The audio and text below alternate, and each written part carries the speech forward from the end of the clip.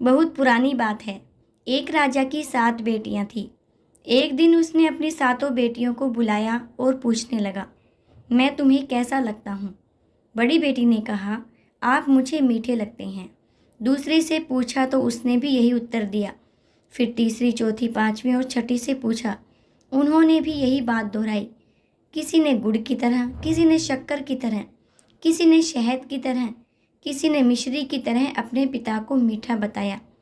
जब 7वीं बेटी से पिता ने पूछा तो उसने कहा, पिताजी, आप मुझे नमक की तरह मीठे लगते हो। यह सुनकर राजा को क्रोध आ गया। वह 7वीं बेटी से बोला, तुमने मुझे ऐसा क्यों कहा?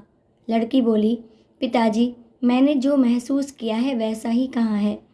छोटी लड़की के मुख से ऐसा सुनकर राजा क्रोधित हो उठा। उसने अपने सेवकों को दरबार में बुलाया और आदेश दिया कि नगर के किसी कोढ़ी आदमी को उठा लाओ। सेवकों ने पूछा, महाराज, आप ऐसा क्यों कर रहे हैं? राजा ने कहा, मुझे अपनी छोटी लड़की की शादी उससे करनी है। राजा की बात सुनकर सब लोग चिंता में डूब गए। सभी मंत्रीगणों ने राजा को ऐसा अन्याय न करने की सलाह दी, लेकिन राजा ने उनकी एक न सुनी। सेवक कोढ़ी की खोज में निकल पड़े। तभी उन्हें पता चला कि किसी अन्य राज्य का एक राजा है जिसके शरीर में एक साधु के शाप के कारण कोढ़ फूट पड़ा है। उसकी जरा सी भूल के कारण साधु क्रोधित हो उठा था और उसने राजा को श्राप दिया था कि तू अपने जिस देह सौंदर्य का अभिमान करता है वह शीघ्र ही समाप्त हो जाएगा और तू कोढ़ी हो जाएगा। कोढ़ी हो जाने के बाद उसके दरबारियों ने उसे निकालकर जंगल में फेंक दिया था। सेवकों ने कोढ़ी राजा को जंगल से ढूंढ निकाला और उसे उठाकर अपने राजा के राज दरबार में ले आए। राजा ने अपनी सबसे छोटी बेटी का विवाह रस्मों रिवाज के साथ कोढ़ी राजा के साथ कर दिया। राजा की बेटी ने अपनी जरा भी उदासी प्रकट न होने दी। राजकुमारी राजमहल के वैभवपूर्ण जीवन को छोड़कर अपने पति को लेकर महल से बाहर निकल गई। भीख मांगकर उसने कोढ़ियों को बिठाने वाला एक ठेला खरीदने के लिए पैसे जोड़ लिए। वह रोज उस ठेले में अपने पति को बिठाकर भीख मांगने जाया करती। एक दिन अपने कोढ़ी पति का कहा मानकर रानी उसे सरोवर के पास ठेले में बैठा छोड़कर भीख मांगने चली गई। कोढ़ी राजा ने देखा कि सरोवर में कुछ कौवे डुबकी लगा रहे हैं और हंस बनकर सरोवर से बाहर निकल रहे हैं। यह दृश्य देखकर वह हैरान हुआ। अचानक उसके दिमाग में एक विचार कौंधा और वह सोचने लगा, क्यों ना मैं भी सरोवर में डुबकी लगाऊं। यदि कौवा हंस बनकर बाहर निकल सकता है तो मैं भी शायद पहले जैसा सुंदर नौजवान राजा बन जाऊं। फिर उसने सोचा कि यदि मैं सुंदर नौजवान युवक बनकर निकलूंगा तो मेरी पत्नी मुझे पहचानेगी नहीं। यह सोचकर उसने एक उंगली को पानी से बाहर रखकर डुबकी लगाने का फैसला किया ताकि उसकी पत्नी उसे पहचान सके।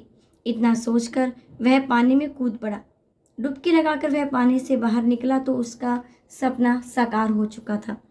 वह मुस्कुराता हुआ ठेले पर बैठ गया।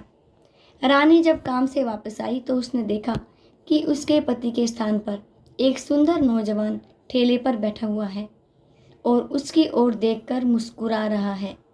उसके मन में ख्याल आया कि इस नौजवान ने उसके कोढ़ी पति को मार डाला है और अब उससे शादी करना चाहता है। यह सोचते ही उसकी आंखें क्रोध से लाल हो गईं।